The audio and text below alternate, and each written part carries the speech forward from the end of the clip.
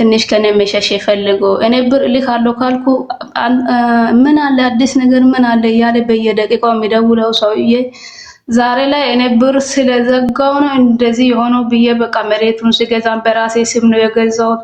የሱም ስም አላስገባውም። በቃ እኔም ከመጀመሪያው ትንሽ ለቀቅ አልኩት።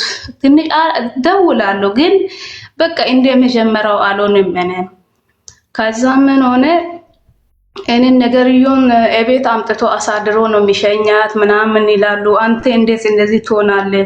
እኔ ካንተ ጋር መኖር ጠልቼ ነው የመጣሁት። አይ ችግር የለውም ብለኸኝ አይደል እንደ እኔን የሸኛይ እንዴት እንደዚህ አንተ እኮ በማትፈልግ ቦታ ስትጠራ የእከለ ባል እኮ ነው ሲባል እኔም ደስ አይለኝም። እኔ አንተ አንድ ላቀቀ ስታኖረኝ ነው እኔ ልጄን ጥዬ ስደት የወጣሁት ራሴን ሽጬ የተሰደድኩት። እንዴት እንደዚህ ታደርጋለህ? እኔ ካንተ አልጠብቅም። ስለዚህ አይ ካንቺ ጋር መኖሩ መሆኑ ለኔ አይመቸኝም ካልክ ማርያምን ግልጹን ንገረኝ። እኔ ኖርማል ነው ምንም ነገር እኔ አንተን አላጨናንቅም። እና በቃ በጣም እኔንም ገረመኝ ሁኔታ ደግሞ በዛ ዙሪያ በብዙ ነገር አሁን በቃ ማስጠራት ማትፈለግ ቦታ ላይ በአንድ አመት ውስጥ እንደዚህ የተጠራኸው እኔ ከዚህ እስከምመጣ ምን እንደምትሆን እኮ ታየኝ አልኩት። በቃ ሰደበኝ። ከተደበን በኋላ እኔም ማውራት አቆምኩና ቤተሰቦችም ያው የሱ ቤተሰቦች ልጄን እነሱ ጋር ስላለ በእርግጥ አዋራለሁ። በቃ ሁሌ አንዳንዴ በሰው ስልክ ፈልጌ አገኛለሁ ልጄ ስለምናፍቀኝ። ከዛን እነሱም ወሬው እነሱ ጋር ደረሰ። እኔ ሳልነግር በፊት እነሱ ጋር ደርሶ እነሱም ከሱ ጋር ተጣልቶ ዝም አሉ።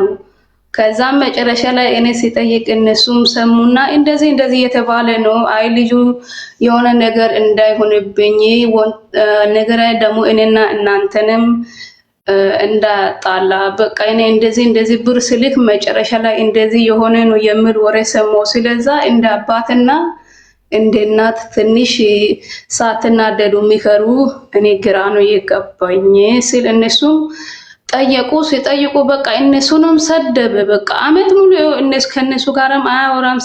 ሰደበና አሁን ደግሞ በራሱ ሰዓት ይቅርታ በቃ አይለምደኝም ይቅርታ አለ። እሺ ብዬ ዝም አልኩት። ከዛም በቃ ብር አልክም ኦሬዲ ብር አልክም። አሁን አመት ከ4 ወር ሆኖኛል እኔ ለሱ ብር ካቆምኩት ማለት አልፎ በቃ ስልክ ያወራኛል ይቅርታ ይለኛል፣ ሁሌም ይቅርታ ይለኛል። ግን ብር የሚባል ነገር አልክም። አሁንም ቢሆን መሬቱን ገዛው እዳይን ከፈልኩት ብር መላክ አቆምኩት። በራሱ ሰዓት አሁንም የዞረ ይደውለኛል፣ አንዳንዴ ያወራኛል፣ እኔም አወራለሁ። በቃ ምንም ቢሆን እስቲ ሄጄ እስከማይ ድረስ አወራለሁ ብዬ አሁንም በቃ የሆነ ጭጭምታዎቹን እየሰማሁ ነው። ግን ምን ትመክረኛለህ? አንዳንድ ልቤ በቃ ያስብለኛል፣ አንዳንድ ልቤ ለልጅሽ ሲባል የሆነ ነገሮችን በቃ ጸጥ ብለሽ እስከሚታይ ድረስ በርቺ ይለኛል። አንዳንዴ በቃ ቁርጥ አድርጊ ይለኛል። ምን ትመክረኛለህ? በጣም ነው የከፋኝ ያለው። ምን ያህል ጊዜ ነው አሁን ከተለያያችሁ ማውራት ካቆማችሁ? ያወራኛል፣ እሱ ያወራኛል። ከኔ ጋር እንደ ንጹህ ሰው ነው የሚያወራው ታውቃለህ። እኔ የሱ ጀርባ ሙሉ በሙሉ ሰማለሁ። እኔ እንደማይሰማ መስሎት በቃ እኔ ጋር ሲመጣ በቃ ታውቃለህ ጥሩ ያጫውተዋል። ግን እኔ ሰማለሁ። አሁን አንቺ ነሽ ሱቅ የከፈትሽለት? ምን እኔ ነኝ የከፈትኩት?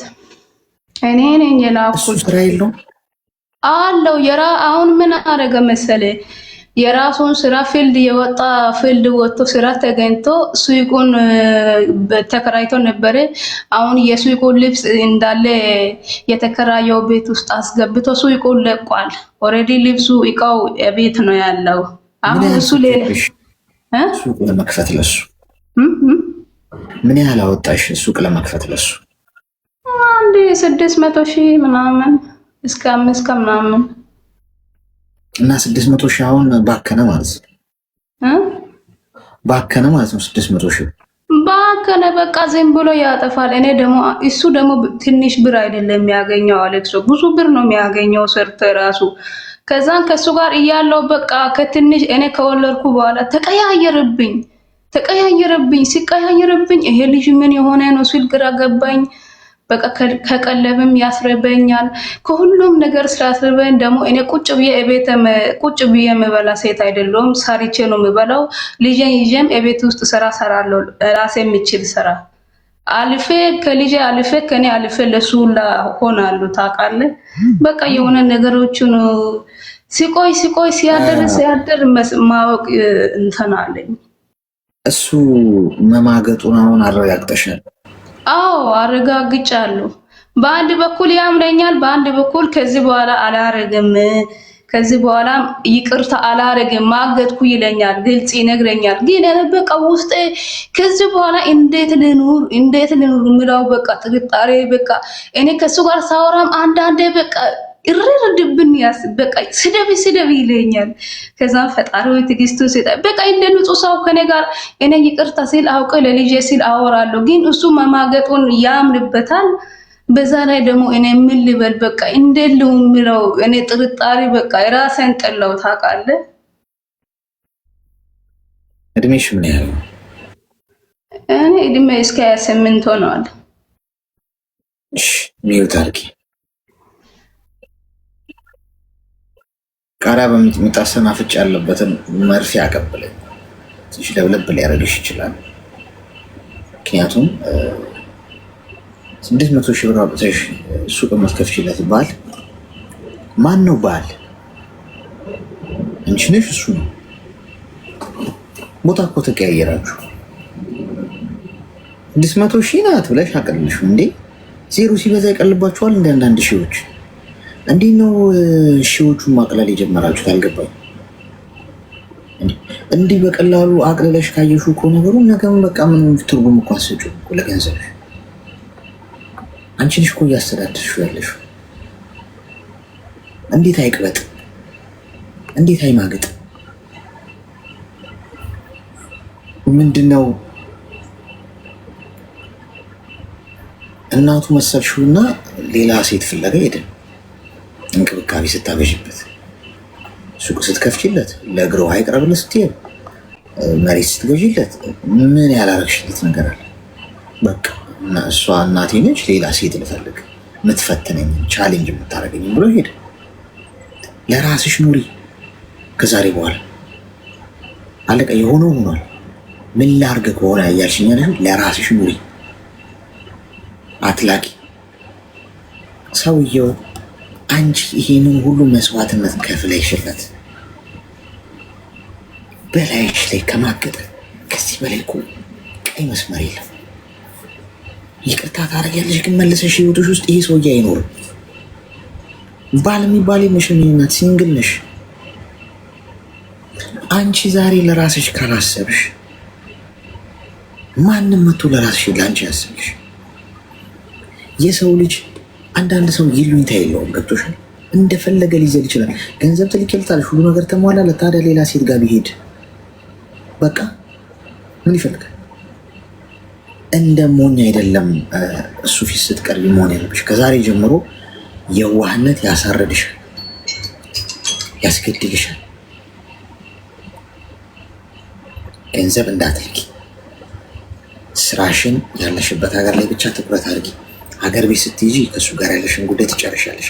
እሱ ይዝለናው እንደፈለገ ዘሎ፣ ግን ባልሁን ብሎ ከመጣ ቀልድ ነው። ይቅርታ አድርጊልኝ። ይቅርታማ ይደረጋል በደንብ፣ ግን መልሰሽ ዙፋኑን አትሰጪው። የህይወትሽን ዙፋን በሰፈር ሽማግሌ ሰብስቦ ምናምን የሚፈታ አይደለም። የሰፈር ሽማግሌ አብሮሽ አይኖርም። አስታራቂ አብሮሽ አይኖርም። የምትኖሪው አንቺ ነሽ። ህሊናችሁን ጎድተው፣ ሞራላችሁን ጎድተው፣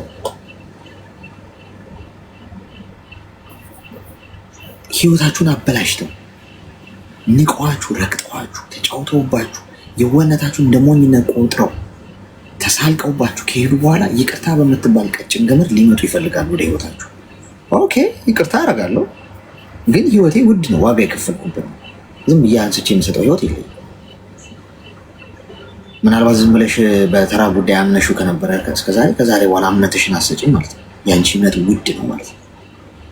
ስለዚህ ብርሽን ያዥ፣ አትታለይ፣ የዋህነት አትቀሽ፣ ይደውልልኛል ያወራኛል አትበይ።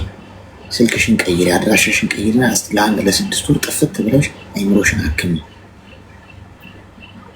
ተግባባል? እሺ አሌክስ፣ እሺ ቀይራለሁ። እሺ አመሰግናለሁ። አሜን።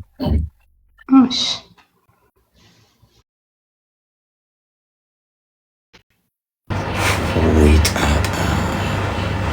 እኔ ግን እነዚህ ወንዶች እዚህ ውስጥ ያላችሁ ወንዶች ባካችሁ እስቲ ታደጉኝ።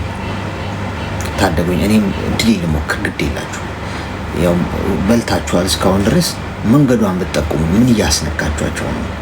ሴቶቹ 600 ሺህ ብር ላጣርገው ይሰጡና ነው 600 ሺህ ነች። ያው ምን አላት እንዴ? ቁጥሩን ጽፌው አላውቅም እኔ እናት ስንት ዜሮ ነበር ያለው? ትቀልጃለሽ። ከባንክ ነው እንዴ አንቺ ገጸ በረከት ነው እንዴ ተሰጠሽ? ወይስ ከዛፍ ላይ ነው እንዴ የምትቀጥሽ? አቀለለችው እኮ 600 ሺህ ናት። ያው ምን አላት የከፈትኩለት ሱቅ።